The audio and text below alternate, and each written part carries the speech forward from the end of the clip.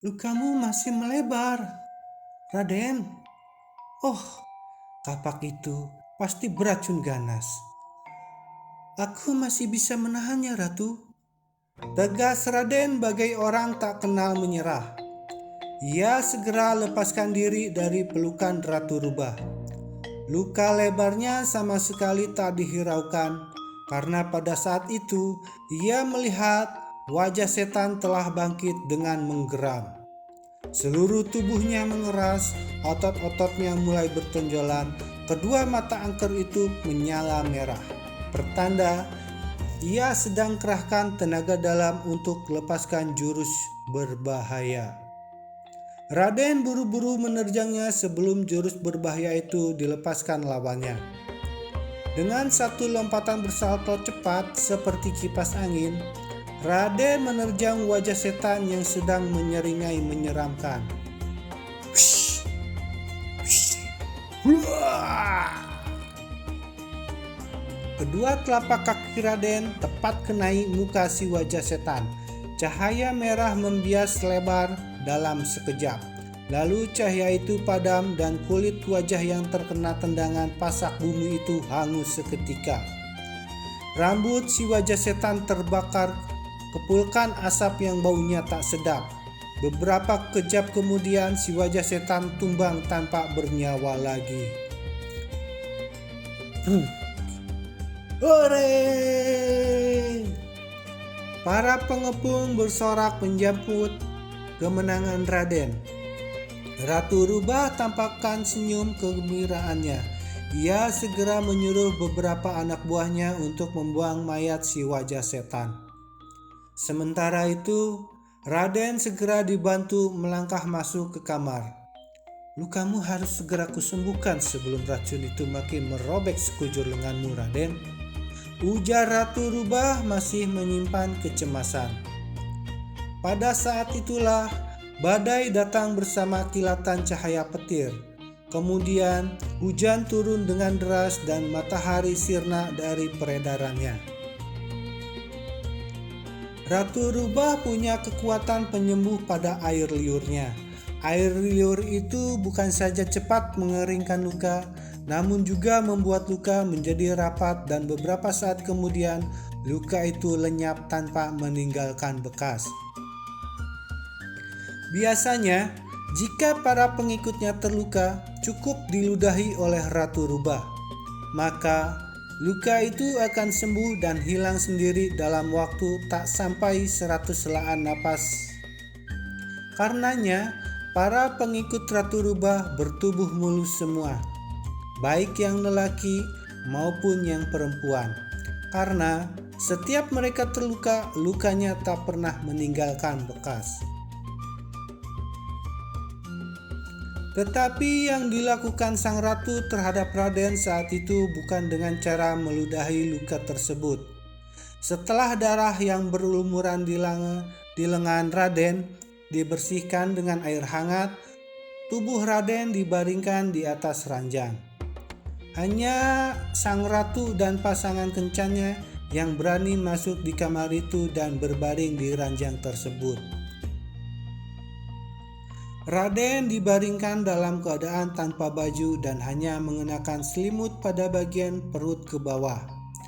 Baju dan celananya yang terkena ceceran darah dicuci oleh sang pelayan agar esok bisa dikenakan kembali. Kalau begini caranya, malam ini berarti aku tak bisa pulang karena pakaianku dicuci, Ratu. Ujar Raden sambil berbaring. Mengapa harus pulang? Apakah kau merasa rugi jika bermalam lagi di sini bersamaku? Tentu saja tidak, Ratu. Jawab Raden sambil tersenyum kepada perempuan cantik yang duduk di sampingnya. Yang paling utama sekarang adalah melenyapkan lukamu dulu. Ujar Ratu Rubah. Ia segera meludahi tangannya sendiri. Lalu air ludah itu dibalurkan ke luka Raden. Dengan cara begitu, luka itu cepat menjadi kering dan mulai mengecil. Aku tak tega melihatmu terluka begini. Ringkan tubuhmu, biar kusapu lukamu dengan lidahku. Raden menurut. Ia memeringkan badannya sehingga luka di lengannya dapat dijangkau dengan mudah oleh Ratu Rubah. Luka itu sudah mengering dan nyaris merapat. Rupanya Ratu Rubah ingin mempercepat proses lenyapnya luka. Maka ia pun menjilati luka tersebut tanpa ada rasa jijik. Sebab memang keadaan luka sudah tidak menjijikan. Dengan gerakan pelan, lidah itu menyapu lengan Raden yang terluka. Sapuan lidah itu dilakukan berulang-ulang sehingga luka cepat menghilang. "Oh, nikmat sekali sapuan lidahmu, Ratu," bisik Raden sambil mendesah dan matanya setengah terpejam. "Kau suka, Raden?" "Suka sekali, Ratu." Ratu Rubah mengulangi sapuan lidahnya. Pada saat itu tangan Raden berada di pangkuan. Jubah yang tersingkap membuat tangan itu dapat mengusap paha Ratu Rubah dengan leluasa. Rupanya, usapan tangan Raden menghadirkan debar-debar keindahan bagi Ratu Rubah, karena ia tak melarang tangan itu merayap kemana-mana. Bahkan, Ratu Rubah semakin memperlebar area usapan tangan Raden. Dengan begitu, tangan tersebut semakin nakal dan menelusup di balik kain kecil penutup mahkota kehangatan. "Oh, teruskan, Raden. Oh, indah sekali," desah Ratu Rubah sambil matanya terpejam sesaat, meresapi sentuhan nikmat yang makin membuat hatinya berdesir indah. Ratu Rubah akhirnya turun dari ranjang.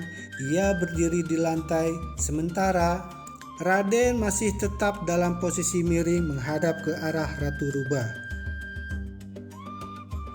Jubah Ratu Rubah dilepaskan. Bahkan penutup lainnya pun dilepaskan oleh perempuan itu sendiri. Rambutnya yang meriap digulung asal jadi, lalu ia pun mendekatkan pahanya ke tepian ranjang.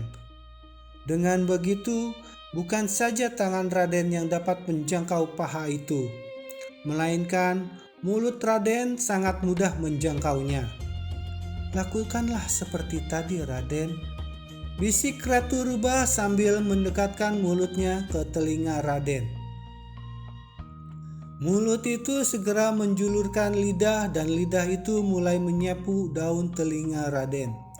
Sapuan lidah itu hadirkan rasa geli-geli nikmat yang tak bisa ditolak oleh Raden.